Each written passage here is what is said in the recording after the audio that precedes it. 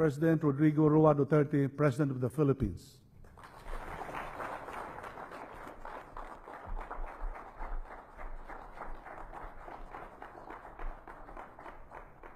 Kindly sit down. Salamat. Yung listahan, popo kayo. Ito mo ipakita.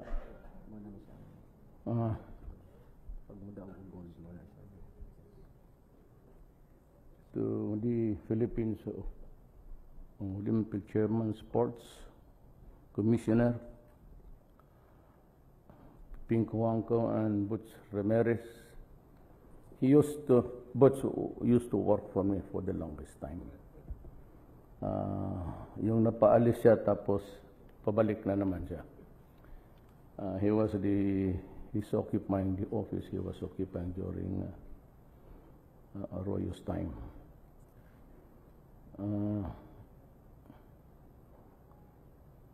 There are about 10 gold, silver is 5, bronze is 2. Ano ba itong at least, naibigay na ba ito? Wala pa. Kapag manalo, ibigay ko lahat ng bayan sa inyo. I'll give you an island. But, unsa ka na anyway, balihog, kindly. Pasensya, hindi ako sanay mag-istorya na ganito. Well, we are in the discipline of golf, table tennis, taekwondo, swimming, lifting. This is a very limited area of sports discipline, but I believe that considering that we have only sent, it's not really a token, but a small delegation, maybe it's the fiercest and most competitive among all. Alam mo, it is sad that we cannot really finance the building of a human being into an athlete. Dito, contemporary times, because we get it from the provinces where they excel, but somehow at the start, they do not have the nutrition, they do not have really the skill at an early age. Nagko-collate pa ho tayo. We try to pick them up from the different provinces and to look for the best thereabout. In the sense that we are not really prepared or prepare them for an early age, an early training to spot them and from the crowd and build him to be a very good athlete at an early age. That's the drawback, and it is simply because of contemporary times. We do not have the structure really of getting the best, except for the athletic meets that we conduct regularly. Most of all is really at an early age, there's the proper nutrition. But somehow, God has been kind to us in boxing. Kasi palaban nga ito, it's either do or die. Nag-i-excel ang Pilipino dito. Foremost is really Pacquiao, who would be the hero of the ages of this nation. Then table tennis, ang mahusay dyan, ang mga Chinese. Diyan sila. So, and Singapore maybe. But mostly this field of discipline is cornered by them. Then we have the taekwondo. Medyo atin to. We can compete with this. Swimming, of course, weightlifting. I said we are not really built for such a task. But in golf, table tennis, maybe, we are built in such a way that we enjoy a sort of a mechanism, defense, the immune system that's better off than the others. Because, I have experienced that as mayor when I go into a relocation project and the dismantling of houses. You can just imagine, boy, the mosquitoes abound everywhere. And yet they're healthy and alive, and most of them are soldiers. Ganito karan, as if they were not beaten at all. It would take a cobra of the African species to kill a Filipino. The local, ano bang tawag din sa amin, there's a dialect for that cobra wars. Well, I would like to just say to you, just try your best. You need not really kill to win. Just enough that you try, however hard.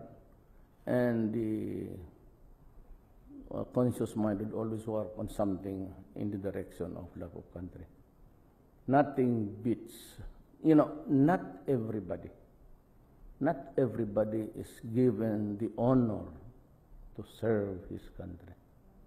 Of the 100 million Filipinos, plus 4, few are given, I said, the opportunity to be a part of a team or to be working for government, and it's not given to everybody. So that honor is very distinct in the sense of numbers. And yung sa loob mo. Kaya I'd like to tell you the truth. If I were to go back in time, hindi na ako magpasok dito. Because in terms of material, hindi ako magbubula. Kailangan mo. Like us, we have to work to death to earn a living and to have something. Pagtanda mo, you have to contend with medicines and hospitalization. Sino bang ayaw ng, ba't ganitong, itong sa akin ngayon, to para itong 100 million Olympics.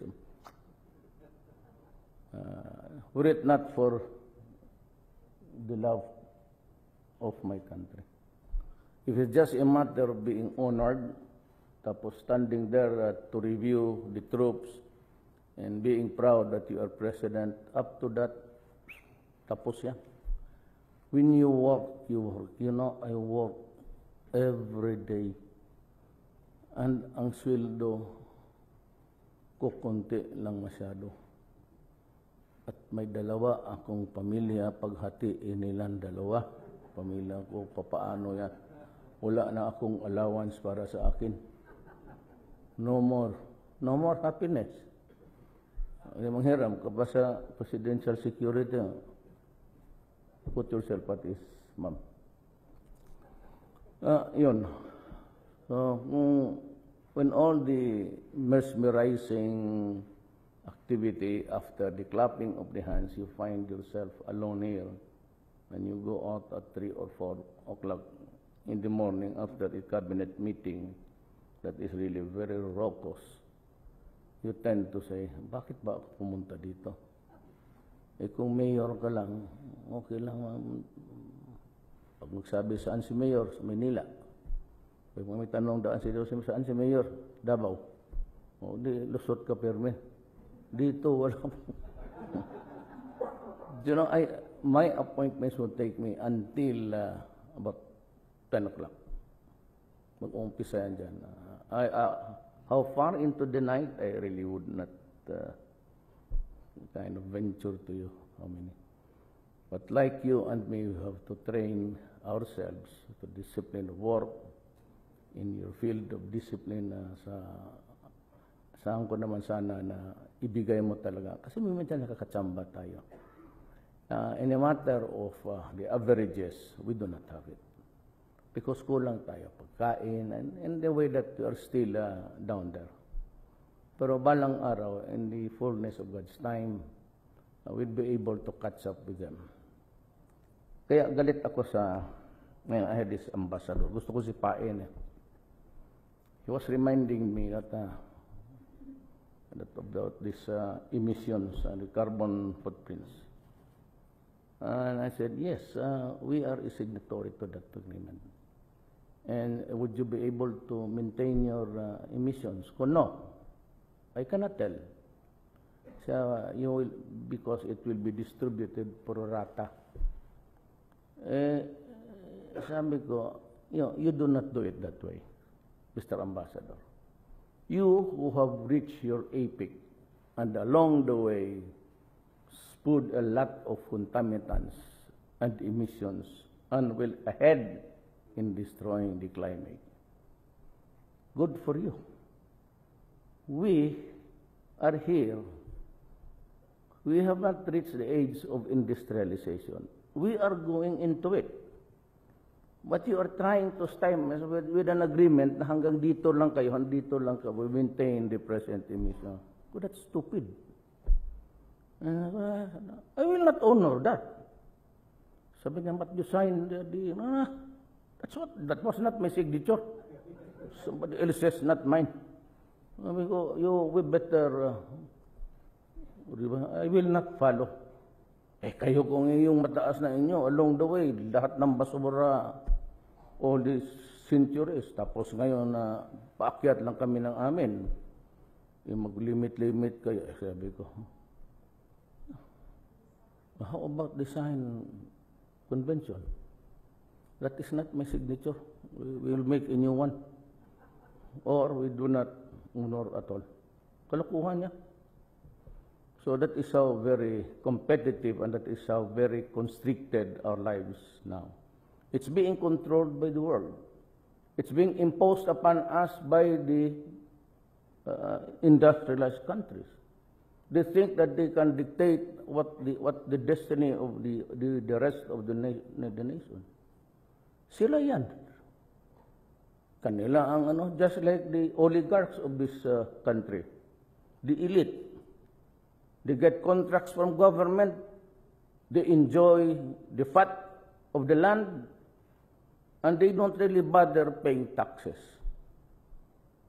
They have this online gambling. We do not even know how much are they earning, how much are we supposed to collect, or there is no mechanism to collect at all.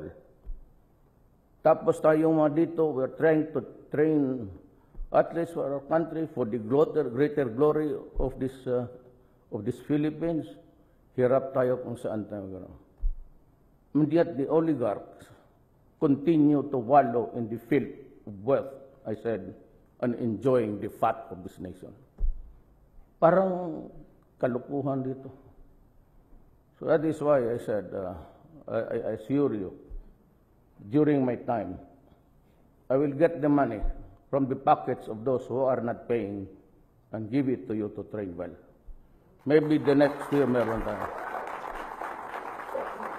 Mahirap yan. Every day, all throughout the Philippines, we lose about 300 million a day in all ports. 300 million a day. If I could just collect it 1 month, 2 months, ibigay ko sa inyo, tapos na ang problema ko sa at least yung ating athletes. Or for the poor and for everything. That is why you are to embark. Be comfortable in the thought that in the coming days, you will have more support because I will collect taxes. At maasahan ninyo, graft and corruption will stop right on its tracks. No more tax exemptions, no more rich people importing. Mga oligarchs. Nandiyan lang sila. They have the connections. The secretary. Do not do it my time. And drugs, I ran because, well, of course, nobody was talking about the seriousness problem of Mindanao. Lahat silang when everybody filed their candidacy and they were into their program of government, nobody was talking about Mindanao. If you do not do your homework there, we will end up a fragmented state. That was I was forced to run. added to, ayan lang, Mindanao, corruption, crime, and drugs. Nung una, marami nagsisigaw. Duterte 1 or 2 dito namatay human rights. Now na presidente ko, I am declaring a total war against the drugs and criminality. Tignan ninyo na. What are we supposed to do? Yung nag-surrender na 18,000. 80,000. That is, let alone the 3 years ago report of the PDEA, Philippine Drug Enforcement Agency, that there are about 3 million addicts in this country. Exponentially, at a liberal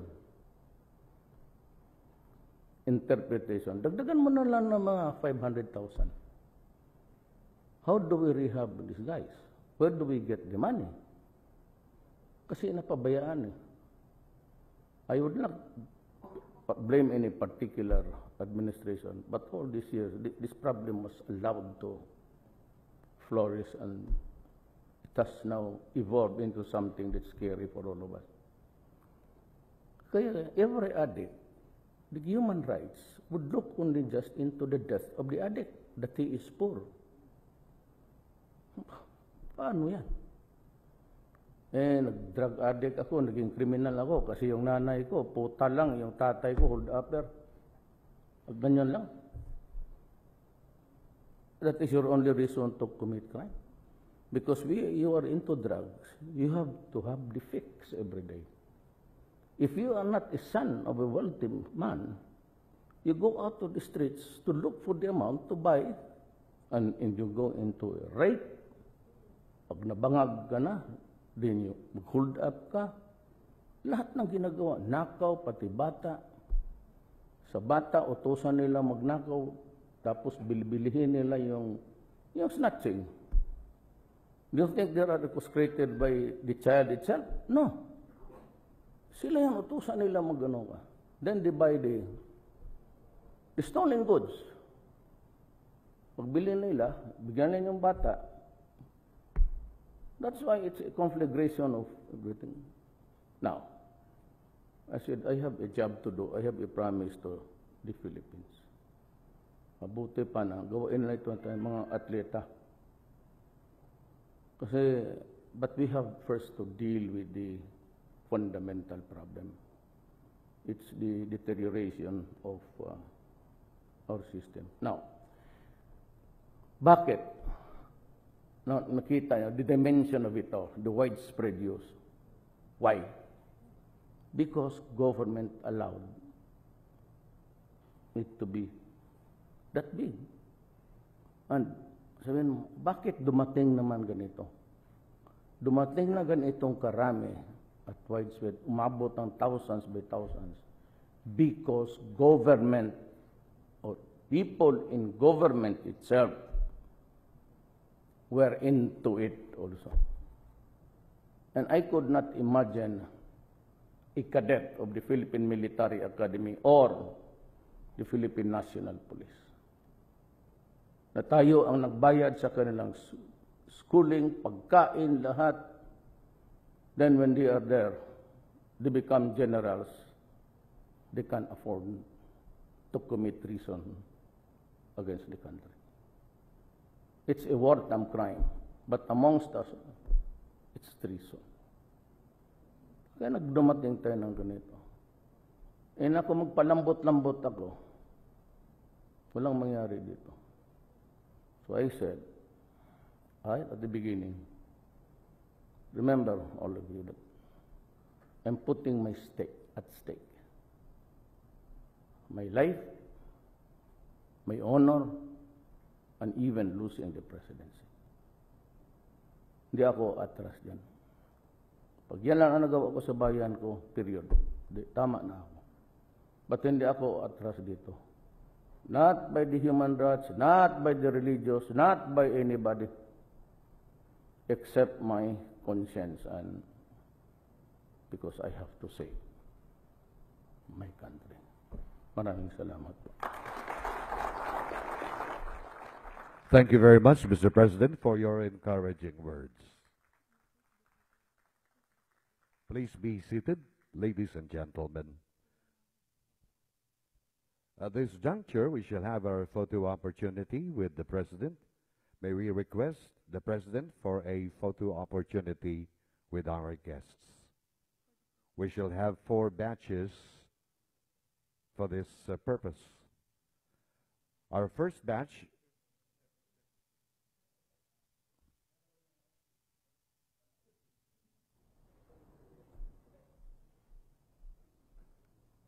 nandiyan pa si Secretary Joke na wala na. He's out? Asa man opisina niya? Sa line building. Well, anyway, I have, kasi yung amount ninyo,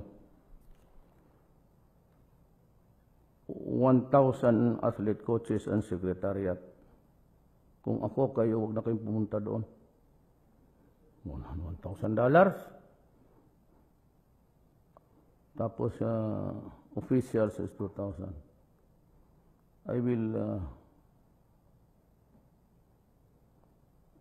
will increase your sa mga athletes coaches 3,000.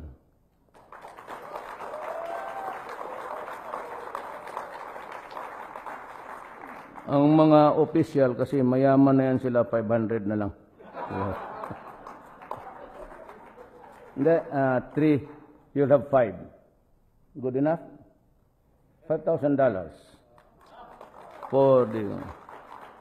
Huwag tayo magtingi. Huwag tayo magtingi. That's why, hindi naman cheapskate, but kung panahon sa nakawan pati gastuhan, ito, that's the reason why.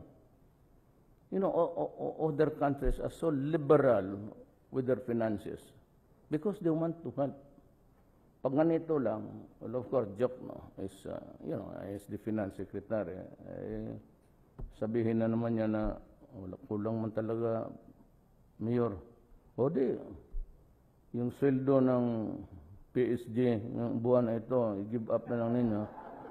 Isang batalyon niya nandyan, si Colonel Bautista, si Ruli, yung was assigned in Davao many years ago also. So, 3 and 5? Would that be okay for you guys?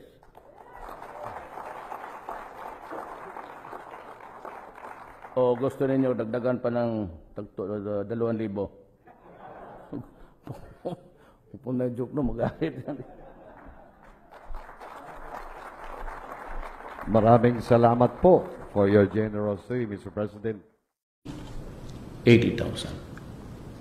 That is, let alone the 3 years ago report of the PDEA, Philippine Drug Enforcement Agency, that there are about 3 million addicts in this country. Exponentially, at a liberal interpretation, dagdagan mo na lang ng mga 500,000. How do we rehab these guys? Where do we get the money? Kasi napabayaan. I would not blame any particular administration, but all these years, this problem was allowed to flourish, and it has now evolved into something that's scary for all of us. Kaya every addict, the human rights would look only just into the death of the addict, that he is poor. Paano yan? Drug addict ako, naging criminal ako kasi yung nanay ko, puta lang, yung tatay ko, hold upper. Ganyan lang. That is your only reason to commit crime. Because you are into drugs, you have to have the fix every day. If you are not a son of a wealthy man, you go out to the streets to look for the amount to buy, and you go into a rape. Pag nabangag ka na, then you hold up ka. Lahat ng ginagawa, nakaw, pati bata. Sa bata, utusan nila magnakaw, tapos bilibilihin nila yung snatching. Do you think they are orchestrated by the child itself? No. Sila yung utusan nila magano ka. Then they buy the stolen goods. Pagbili nila, bigyan nila yung bata. That's why it's a conflagration of everything. Now, I said, I have a job to do. I have a promise to the Philippines. Mabuti pa na, gawain na ito tayong mga atleta. Kasi, but we have first to deal with the fundamental problem. It's the deterioration of our system. Now, bakit?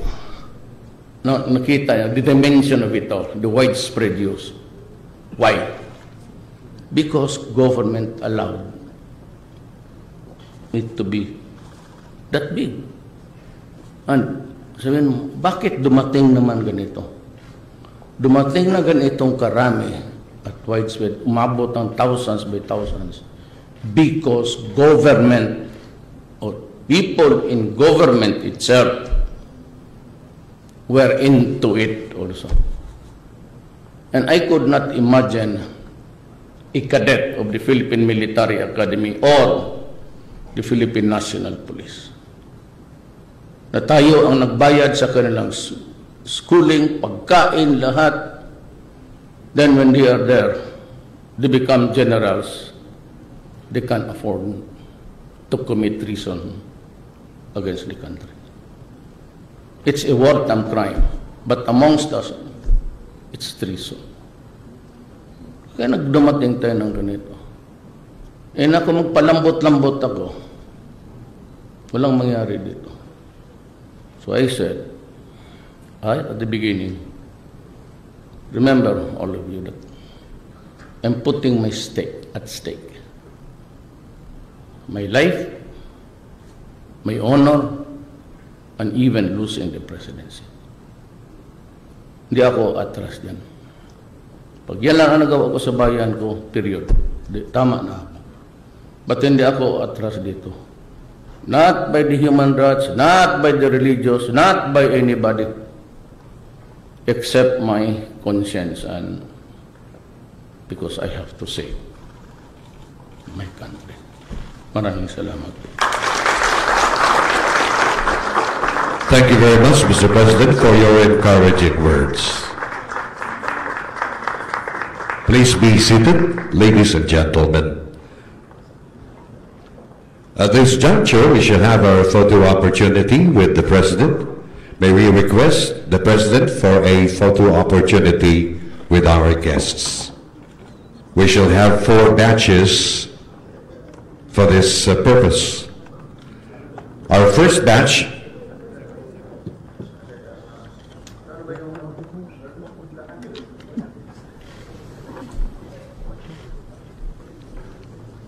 nandiyan pa si Secretary Jokno.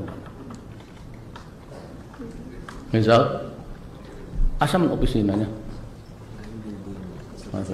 Well, anyway, I have, kasi yung amount ninyo,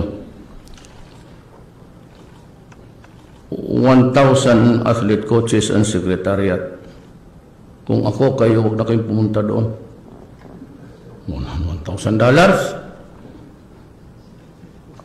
Tapos officials is 2,000. I will increase your sa mga athletes coaches 3,000.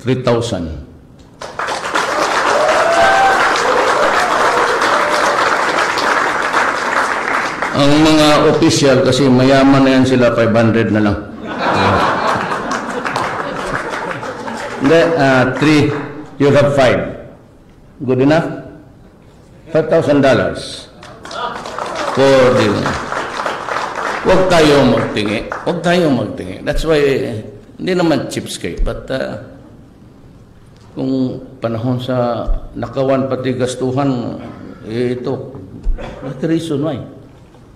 You know, other countries are so liberal with their finances because they want to help. Pag ganito lang, well, of course, joke, no, is, you know, as the finance secretary, sabihin na naman niya na, wala, kulang man talaga, Mayor. O di, yung sweldo ng PSG, yung buwan na ito, i-give up na lang ninyo. Isang batalyon niya nandyan, si Colonel Bautista, Ruli, yung He was assigned in Davao many years ago also. So, 3 and 5, would that be okay for you guys?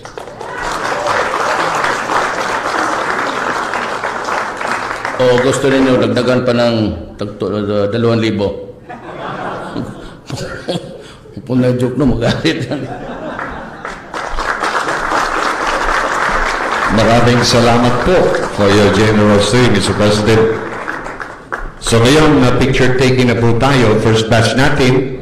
May we please call on our Philippine Sports Commission officials to kindly share this opportunity with the President.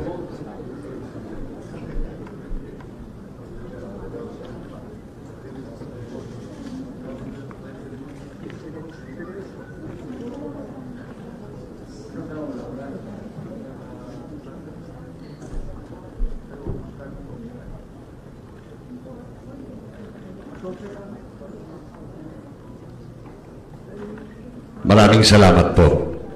And now may we please call on our guests from the Philippine Olympic Committee officials to kindly join them on stage, please, for the photo or picture taking.